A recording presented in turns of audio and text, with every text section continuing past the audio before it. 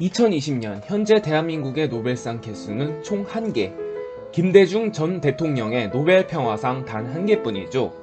근데 여기 어쩌면 그보다 먼저 대한민국 최초로 노벨상을 받을 수 있었던 한국의 과학자가 있습니다. 그의 이름은 벤자민 휘소 리, 한국 이름으로 이휘소 박사.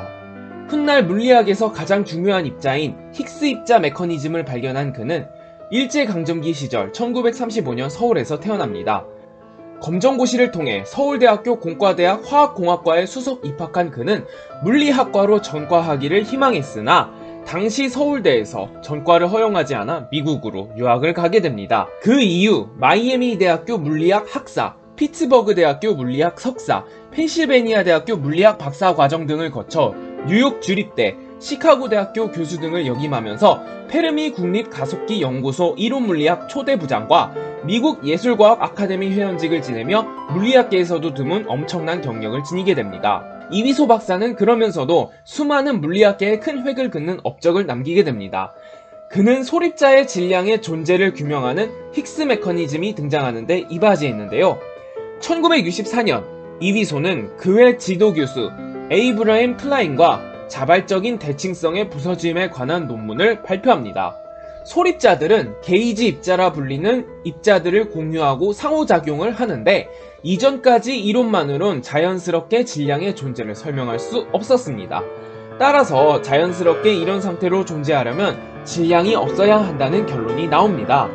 한편 20세기 중반 일본 물리학자 난부 요이치로와 영국 물리학자 제프리 골드스톤 등에 의해 반드시 대칭적인 상태만이 가장 안정적이진 않으며 경우에 따라서는 대칭적인 상태보다도 더 안정적인 상태가 있을 수 있고 만약 그렇다면 자연계는 스스로 대칭을 깨서라도 더 안정적인 상태를 선택한다는 자발적인 대칭성의 붕괴 가능성이 제기되었는데요. 이를 연구한 학자의 이름을 따서 자발적 대칭성 붕괴 이론엔 반드시 무질량 입자가 존재하고 그 입자의 정의를 골드스톤 보손이라 합니다. 그때 이휘소와 클라인은 골드스톤 보손의 예시로 당시 연구되던 초전도체와 비교하면서 무엇이 골드스톤 보손이 되는지 논하고 결국 무질량 입자로서 추가적인 스풀이온의 존재의 필요성을 제기합니다.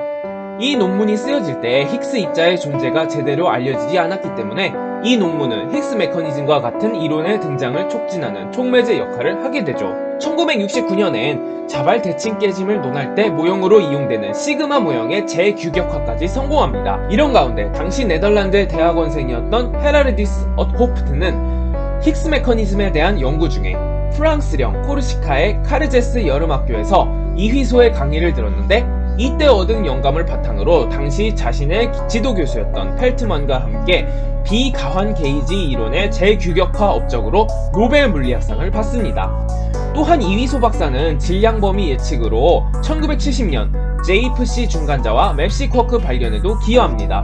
소립자는 베타 붕괴와 함께 그 전하를 바꾸게 되는데 아주 드문 경우 전하가 변하지 않는 현상을 중성 보존류라 하는데 연구 결과 기묘도를 가진 입자가 베타 붕괴를 하면 언제나 중성 보존류가 없다는 흥미로운 결론이 내려집니다.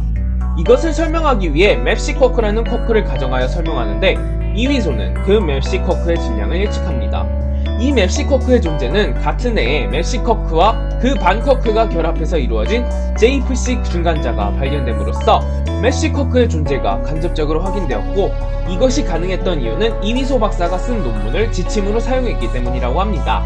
그리고 이휘소 박사는 1977년 스티브 와인버그와 함께 무거운 뉴트리노 질량의 우주론적 최소 경계치라는 제목의 논문을 발표합니다.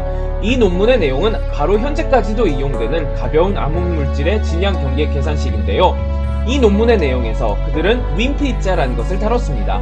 윈프 입자의 상호작용 세기는 최소한 EGeV일 것이라 예상했고 이 EGeV의 값보다 질량이 가벼워진다면 그 흔적의 밀도는 우주의 스케일을 뛰어넘는, 즉 있을 수 없는 값을 가지게 되고 이 윈프의 질량이 더 이상 작아질 수 없는 경계를 리 와인버그 경계라고 합니다.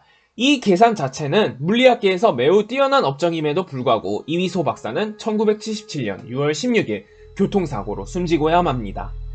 그는 살아있었다면 노벨 물리학상도 노릴 수 있었겠지만 그렇지 못해 큰 아쉬움만을 남기고야 맙니다. 노벨 물리학상은 죽은 사람에게 수여하지 않는 원칙이 있었기에 그의 논문을 심사했던 스티브 와인버그, 셸던 글래시오, 압두스 살람의 1979년 노벨 물리학상 수상은 더욱 안타깝게 느껴질 뿐이죠. 어쩌면 대한민국에서도 노벨 물리학상 수상자가 나올 수 있었던 그의 업적. 결국 이 리 와인버그 경계라고 하는 이론의 이름 속에서 물리학계에 큰 이름을 남긴 채 그토록 오래 연구하던 우주의 별이 되어버린 그는 어쩌면 자신의 별에서 대한민국에서 언젠가 노벨상 수상자가 나오기를 바라고 있지 않을까요?